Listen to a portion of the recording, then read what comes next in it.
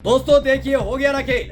EVM को लेकर जो लगातार सवाल उठाए जा रहे थे उसकी पुष्टि करता हुआ एक वीडियो निकलकर सामने आ गया है। आज मैं एक आपको सनसनीखेज वीडियो दिखाने जा रहा हूं, एक बड़ा सबूत दिखाने जा रहा हूं, जिसे देखने के बाद आप समझ सकते हैं कि ईवीएम को लेकर जो दावेदारी भारतीय जनता पार्टी की तरफ से की जा रही थी, जो दावेदारी चुनाव आयोग की तरफ से की जा रही थी, वो सारे के सारे फेल होते हुए नजर आ रहे हैं। यानी ईवीएम एक मशीन है, उस मशीन में हेरफेर किया जा सकता है, यही बात विपक्ष कह रहा था, लेकिन चुनाव आयोग मानने के लिए तैयार नहीं था। भारतीय जनता पार्टी के तमाम नेता इस पर हंसी उड़ा रहे थे, इसकी खिल्ली उड़ा रहे थे, लेकिन एक वीडियो ने पोल खोल कर रख दी है कि हाँ, ईवीएम में भी गड़बड़ी हो सकती है। नमस्कार, मैं हूं प्रज्वल गौतम और आप देख रहे हैं सैम टीवी।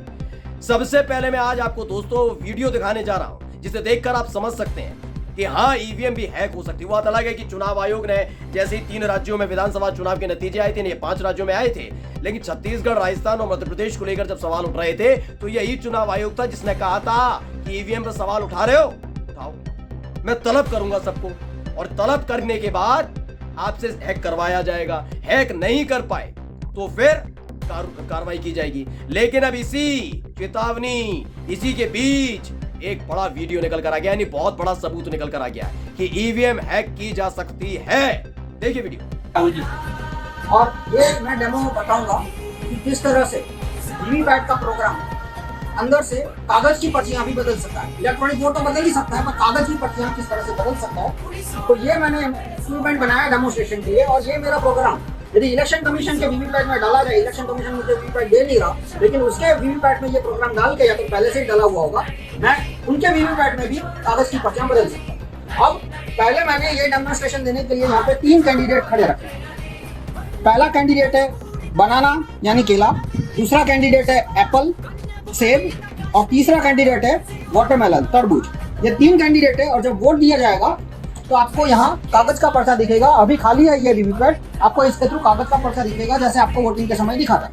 तो पहला वोट मैं देता हूँ केले को, तो ये केले का बटन दबा रहा हूँ।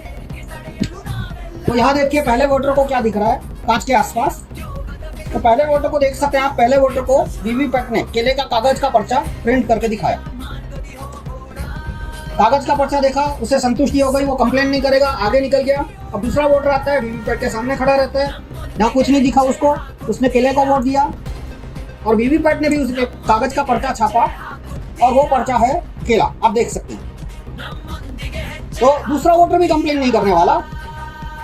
तो अब मैं आपसे पूछूंगा कि ये वीवीपैट में से सेब के पर्चे कितने निकलेंगे, तो आप कहेंगे 0, क्योंकि एक भी वोटर ने एप्पल को तो वोट दिया नहीं था।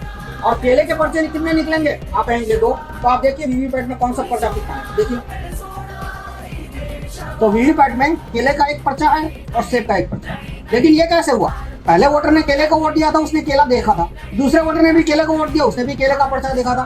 तो 2 केले के पर्चे आने चाहिए थे, लेकिन केले का पर्चा सिर्फ एक आया और एक सेब का पर्चा आया।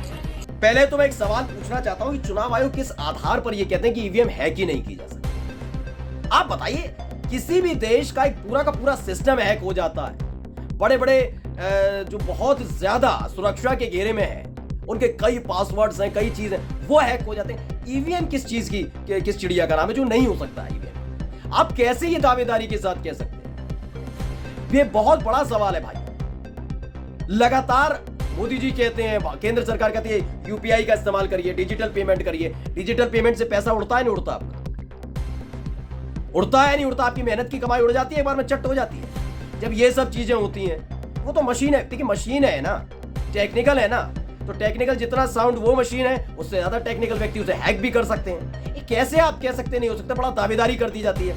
इस वीडियो को आपने देख लिया, इस वीडियो के जरिए ये साबित करते हुए दिख रहे हैं, उन्होंने बता दिया है कि हाँ भाई, आराम से हैक की जा सकती है, आराम से हैक की जा सकती है, कोई दिक्कत वाली बात नहीं। और ये पहले व्यक्ति नहीं है जिनको मैं दिखा रहा था।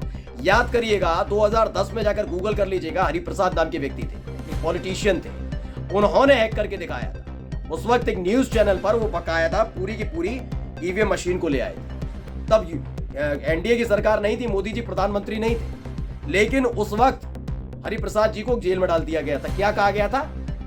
कि इन्होंने ईवीएम मशीन चुरा ली। लेकिन आज तक उनका बयान नहीं लिया गया, उनका डेमो नहीं लिया गया कि आज देख लिया जाए ईवीएम हैक हो सकती नहीं हो सकती है। जो लोग इसमें लाल कृष्ण आडवाणी जी, हमारे मौजूदा प्रधानमंत्री नरेंद्र मोदी जी, भारतीय जनता पार्टी के सांसद सुब्रमण्यम स्वामी जी ईवीएम की खामियां गिनाते थे, बैलेट पेपर का समर्थन किया करते, लेकिन जैसे ही सत्ता में आए मोदी जी कहते हैं ईवीएम से बेहतर कुछ नहीं। जब ईवीएम की बात विपक्ष उठाता तो खिल्ली उड़ाई जाती थी। आप भी तो विपक्ष में थे, क्यों कहते थे? ये तमाम वीडियो में आपको दिखा चुका हूं। तब खिल्ली उड़ाई जाती थी कि ईवीएम सही नहीं है। यहां तक तो सुब्रमण्यम स्वामी ने कह दिया कि जापान की जो कंपनी हमें चिप बनाकर भेजती है हमारी ईवीएम के लिए, उनसे कांटेक्ट किया गया।